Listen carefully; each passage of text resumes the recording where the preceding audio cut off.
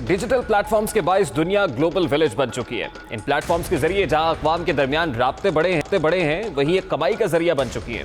YouTube, Facebook, Instagram, PUBG और TikTok के जरिए नए चेहरे सामने आ रहे हैं। नौजवान एंटरप्रेन्योर्स आगे बढ़ रहे हैं। ये एंटरप्रेन्योर्स दुनिया के दीगर ममालिक की तरह पाकिस्तान में भी कामयाबी के झंडे गाड़ रहे हैं। बदकिस्मती से पाकिस्तान में मुनासिब कानून साजी न होने के बायस मुतअद्दिद बारहा इन प्लेटफॉर्म्स पर पाबंदी आयद की गई है।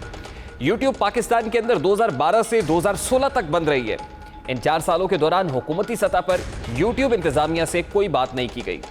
हालिया लॉकडाउन के दौरान जहां मुल्क भर में लाखों नौजवान बेरोजगार हुए, वहीं कई एंटरप्रेन्योर्स सामने आए जिन्होंने यूट्यूब, पबजी और टिकटॉक के जरिए पैसे कमाने का आगाज किया। लेकिन हुकूमत ने पबजी और टिकटॉक और फिर बिगो ऐप पर भी पाबंदी आयद करने का फैसला किया है। हालिया पाबंदी लगाई है पीटीए की तरफ से। इस पाबंदी की जो वजूहात बताई गई हैं उनमें फ़िरका वाराना, गैर अखलाकी और काबिल एतराज़ मवाद शामिल है। टिकटॉक के मुताबिक उन्होंने 5 करोड़ के करीब वीडियोस डिलीट की हैं, जिनमें से 30 लाख वीडियोस पाकिस्तान से थीं। टिकटॉक को पाकिस्तान में तकरीबन 3 करोड़ 90 लाख मरतबा डाउनलोड किया जा चुका है और ये गुज़श्ता साल व्हाट्सएप और फेसबुक के बाद तीसरी सबसे ज़्यादा डाउनलोड की जाने वाली ऐप थी। इसी तरह बिगो लाइव को 1 करोड़ 70 लाख मरतबा डाउनलोड किया जा चुका है और यह मुल्क की 19वीं सबसे ज्यादा डाउनलोड की जाने वाली ऐप है। अब हुकूमत का मौक़िफ़ यह है कि इतनी मकबूलियत के बावजूद बिगो और टिकटॉक ने पाकिस्तानी हुक्काम के नोटिस पर जवाब नहीं दिया, कोई कान नहीं धरा है, जिसके बाद उन पर पाबंदी आयद की गई है। चंद वीडियोज़ की बुनियाद पर पूरी एप्लीकेशन पर पाबंदी आयद करना महज चंद काबिल एतराज़ किताबों की वजह से सारी लाइब्रेरी को जलाने के मुतरादिफ नहीं है। आज सुप्रीम कोर्ट ने भी सोशल मीडिया पर काबिल एतराज़ मवाद का नोटिस लेते हुए यूट्यूब का इंदिया दिया है। अदालत ने सोशल मीडिया और यूट्यूब पर काबिल एतराज़ मवाद का नोटिस लेते हुए वजारत खारजा और अटॉर्नी जनरल को नोटिस जारी कर दिया है। अदालत उस्मा की जानिब से ये नोटिस फ़िरका वाराना केस में मुल्जिम शौकत अली की जमानत की दरख्वास्त की समाअत के दौरान लिया गया। अदालती बेंच के रुकन जस्टिस काजी अमीन ने समाअत के दौरान रिमार्क्स दिए कि हमें आज़ादी इजहार राय से कोई मसला नहीं है, हम आवाम के पैसे से तनख्वाह लेते हैं, हमारी कारकर्दगी और फैसलों पर आवाम को बात करने का हक है, लेकिन सोशल मीडिया और यूट्यूब पर हमारे खानदानों को नहीं बख्शा जाता है। उन्होंने कहा कि निजी जिंदगी का हक भी हमें आइन देता है। यूट्यूब पर कोई चाचा तो कोई मामा बनकर बैठ जाता है, जजेस को शर्मिंदा किया जाता है, अदलिया, फौज और हुकूमत के खिलाफ लोगों को उकसाया जाता है। जस्टिस काजी अमीन बोले कि कल हमने फैसला दिया और वो यूट्यूब पर शुरू हो गया, हम तहम्मुल का मुजाहरा कर रहे हैं, आखिर इसका इख्तिताम तो होना है। साथ ही बेंच के रुकन जस्टिस मुशीर आलम ने रिमार्क्स दिए कि अमेरिका और यूरोपीय यूनियन के खिलाफ मवाद यूट्यूब पर डालकर दिखाएं, कई ममालिक में यूट्यूब बंद है। जस्टिस काजी अमीन ने पूछा कि क्या FIA और PTA ने देखा है कि यूट्यूब पर क्या हो रहा है, ऐसे जुर्म के मुर्तकिब कितने लोगों के खिलाफ कार्रवाई हुई, ये सवाल भी किया गया। इस पर अदालत ने PTA हुक्काम ने बताया कि हम इनफरादी मवाद को नहीं हटा सकते हैं। अब यकीनन सोशल मीडिया एक शुतर बेमुहार बन चुका है, इसे लगाम देने की जरूरत है। काबिल एतराज वीडियोस को हटवाने के लिए हुकूमत को किरदार अदा करना चाहिए, लेकिन महज चंद वीडियोस की बिना पर पूरी एप्लीकेशन पर पाबंदी समझ से बालातर है। बेरोजगारी का शिकार नौजवान एंटरप्रेन्योर्स के कमाई का एक बड़ा जरिया क्यों छीना जा रहा है? यही नहीं बल्कि पाकिस्तान को ज़र मुबादला में इजाफे के बड़े मौके से महरूम रखा जा रहा है। इस तमाम तर मामले पर बात करने के लिए इस वक्त सोशल मीडिया एक्टिविस्ट वकार ज़का हमारे साथ मौजूद है, उनसे बात करते हैं। बहुत बहुत शुक्रिया वकार ज़का साहब आपके वक्त के लिए। सबसे पहले तो ये बताइएगा कि पबजी पर बैन लगा PTA की तरफ से, फिर उसके बाद बिगो को बैन किया गया है, फिर टिकटॉक के हवाले से एक इंदिया जारी किया गया, अब यूट्यूब के हवाले से भी बात हो रही है।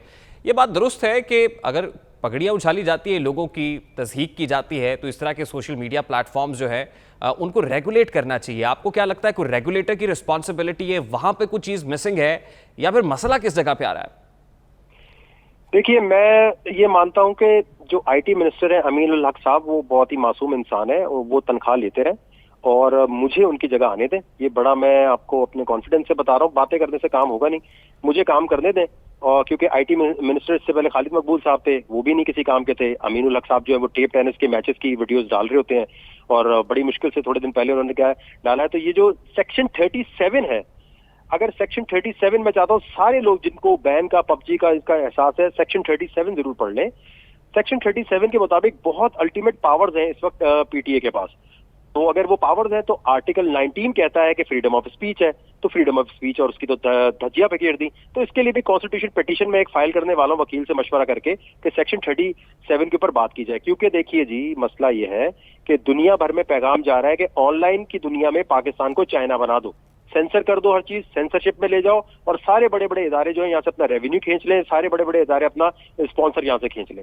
तो मेरे ख्याल से ये रेगुलेटर्स का कसूर है, पॉलिसी मेकर्स का कसूर है। आपको पॉलिसी ऐसी बनानी चाहिए और एक पॉलिसी तो अभी फौरन लागू करनी चाहिए, वरना फेसबुक भी बंद होगा, इंस्टाग्राम भी बंद होगा, जहां तक मेरी खबरें। और वो ये है कि कोई भी मजहबी डिबेट तबलीग कर सकते हैं, लेकिन मजहबी डिबेट यूट्यूब या फेसबुक या सोशल मीडिया पे नहीं की जा सकती, क्योंकि उसके नतीजे में कमेंट सेक्शन में गलीज किस्म के कमेंट्स दिए जाते हैं।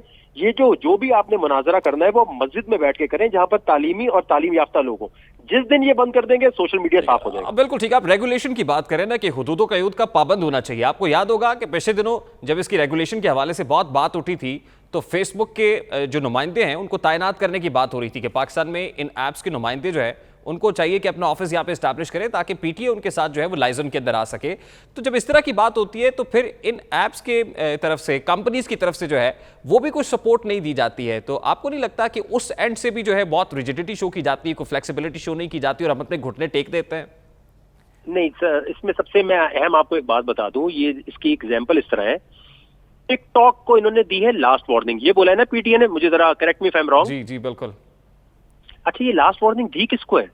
ये बाइट डांस के नाम से कंपनी है चाइनीज, क्या उसको लास्ट वार्निंग दी है पीटीए ने कि देखो भाई, अगर तुमने यहाँ नाजेबा कंटेंट जाने दिया या आपने टिकटॉक कंटेंट मेकर्स को दिए, ये जरा वाजे कर दें। पहली बात तो ये है कि इन्होंने आज तक ईमेल ही नहीं भेजी किसी को, और दूसरी बात ये है कि यूट्यूब और फेसबुक के लिए पाकिस्तानी मार्केट बहुत छोटी है, उनके लिए लीज कंसर्न है। कल को आप ज्यादा बोलेंगे वो कहेंगे ठीक है जी, हम आप बंद कर दें यहाँ से, यहाँ पर हमारा ऑफिस, वरना फेसबुक भी बंद होगा, इंस्टाग्राम भी बंद होगा, जहां तक मेरी खबरें। और वो ये है कि कोई भी मजहबी डिबेट तबलीग कर सकते हैं, लेकिन मजहबी डिबेट यूट्यूब या फेसबुक या सोशल मीडिया पे नहीं की जा सकती, क्योंकि उसके नतीजे में कमेंट सेक्शन में गलीज किस्म के कमेंट्स दिए जाते हैं।